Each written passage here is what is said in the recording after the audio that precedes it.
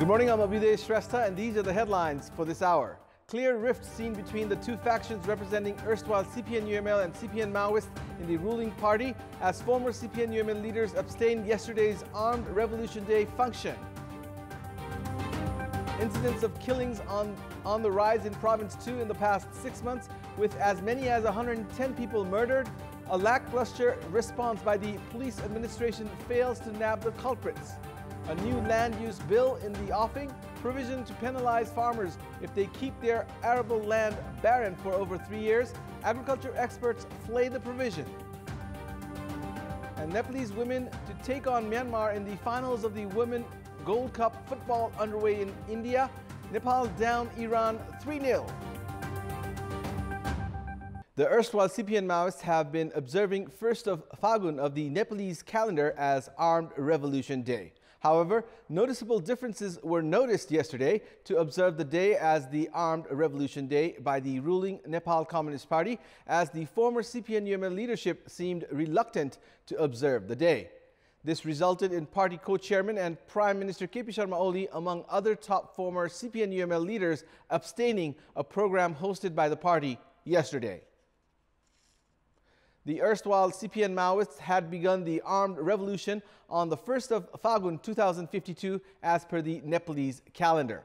Ever since, the former rebels had been observing the day as Armed Revolution Day. However, during the unification between CPN Maoist and CPN UML, there were differences of opinion on the status of this particular day.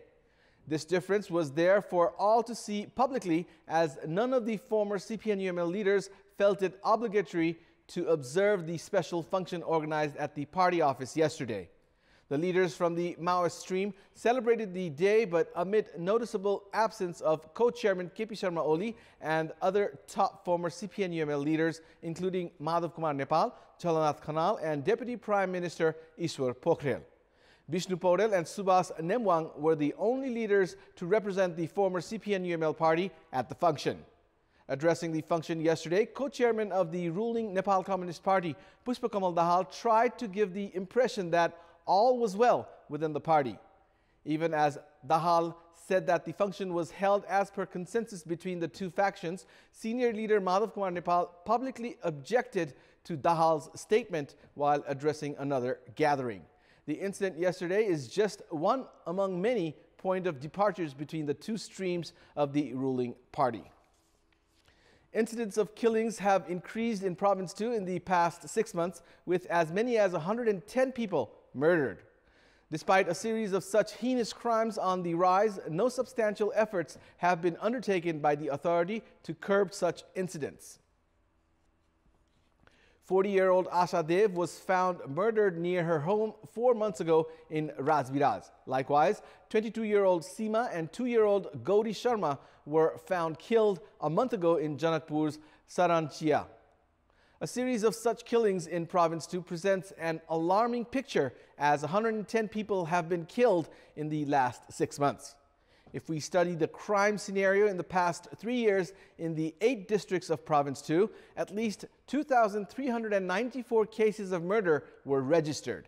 The killings have mainly revolved around property distribution, rape, sexual relationship, domestic violence, among others. Analysts feel that the open border has made the transfer of weapons and drugs easier, which has led to a sharp increase in such incidents. The police administration has remained a silent spectator and not coming up with tough initiatives to curb these incidents of killings. At the same time, the police have also been charged of keeping a soft stand against the culprits under the influence of money and power, which has led to the culprits running scot-free.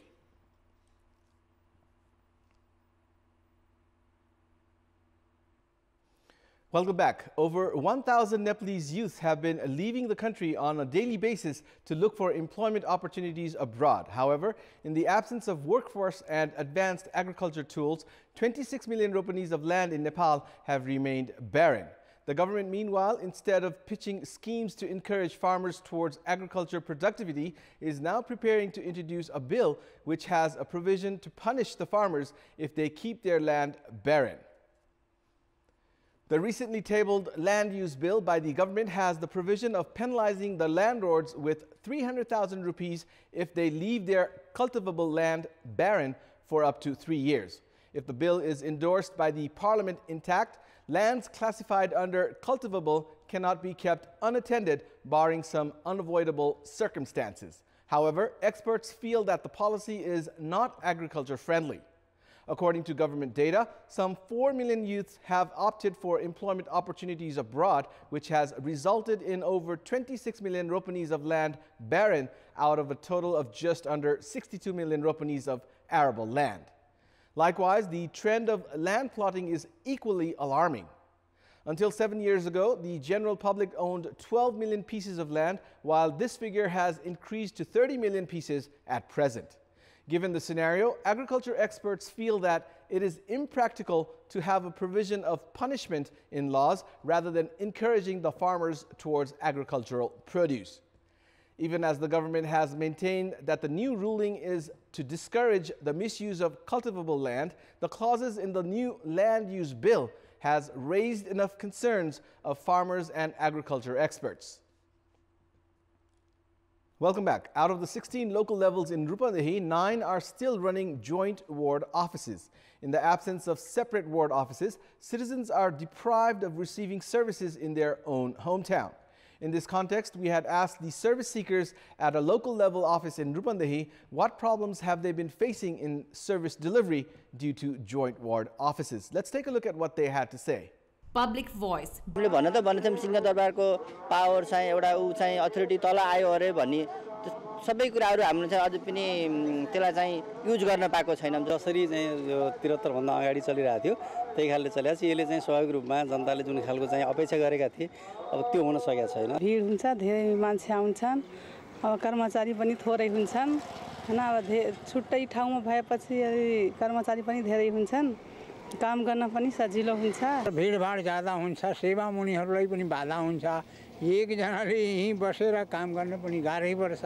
छुट्टा छुट्टै ward कार्यालय भइदियो भने एकदम राम्रो हुन्छ, सजिलो हुन्छ। गाह्रो हुन्छ, भिडभाड हुन्छ, भनेको समयमा सेवा लिन गाह्रो पनि हुन्छ। एक ठाउँमा हुँदाखेरि काम गर्नमा गाह्रो हुन्छ। दुईटा भएपछि छिटो छिटो हुन्छन्। किसानी मान्छे हो, आफ्नो घर जान्छन् काम गरेर। अब के त्यही हो समस्या। आम नागरिकले पहिला त आफ्नो वडामा केन्द्र स्थापित भएपछि अपनत्व महसुस गर्छ कि हाम्रो वडामा पनि प्रशासन सेवा सुविधा भइरहेको छ भन्ने कुरा अपनत्व महसुस गर्छ। र अर्को कुरा कुनै पनि डिसिजन भइरहेको छ भने उसले छिटो र छरितो चाहिने सूचना प्रभाव पाउँछ। यो धाउन पर्थेन, अझ नजिक टाढा उनलाई त अझ नजिक भइदिए अझ राम्रो हुन्थ्यो। अझ यहाँ नमिलेर अझ हामीलाई त अझ कता कता पनि जान पर्ने छ। त्यो सबै कुरा यही सुविधा भइदिए अझ राम्रो हुन्थ्यो।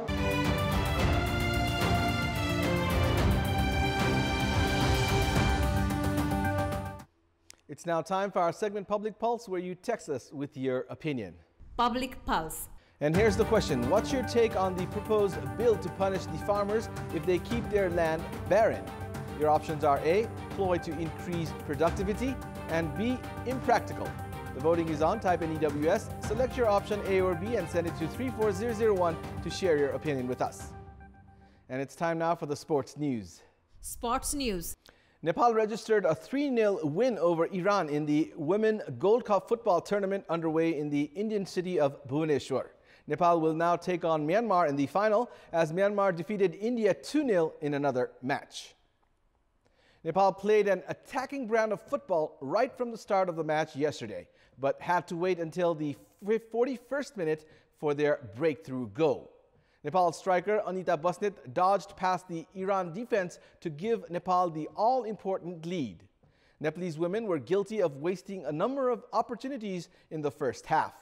Nepal doubled the lead in the 59th minute through Sabitra Bhandari. Iran's goal with 5 minutes remaining was ruled offside. Nepal added one more goal in the 87th minute to seal the 3-0 win over Iran.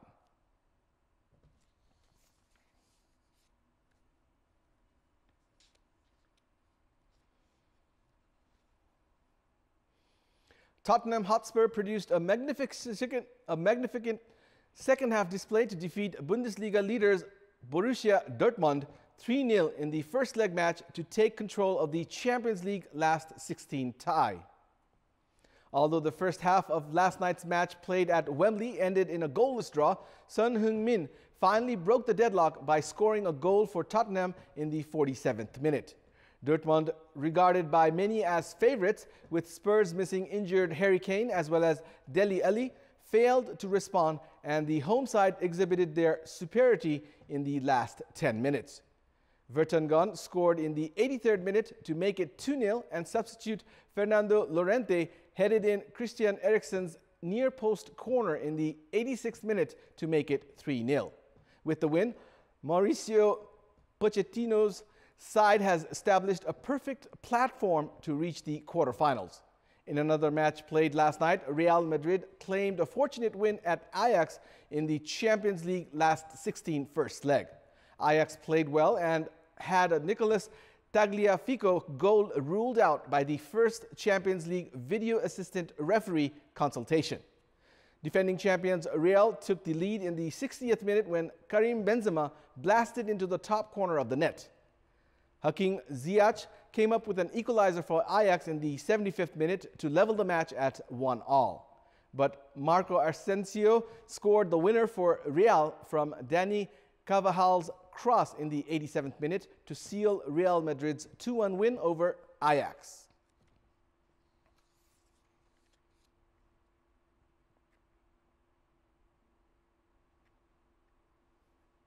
And now, before wrapping up, here's a look at the top stories once again. Clear rift seen between the two factions representing erstwhile CPN-UML and CPN-Maoist in the ruling party as former CPN-UML leaders abstained yesterday's Armed Revolution Day function. Incidents of killings on the rise in Province 2 in the past 6 months, with as many as 110 people murdered. A lackluster response by the police administration fails to nab the culprits. A new land use bill in the offing, provision to penalize farmers if they keep their arable land barren for over 3 years. Agriculture experts flay the provision. And Nepalese women to take on Myanmar in the finals of the Women Gold Cup football tournament underway in India. Nepal down Iran 3-0. And that's all for the moment. Keep watching Kantipur Television HD for more news and entertainment. Thank you for watching. Have a good morning.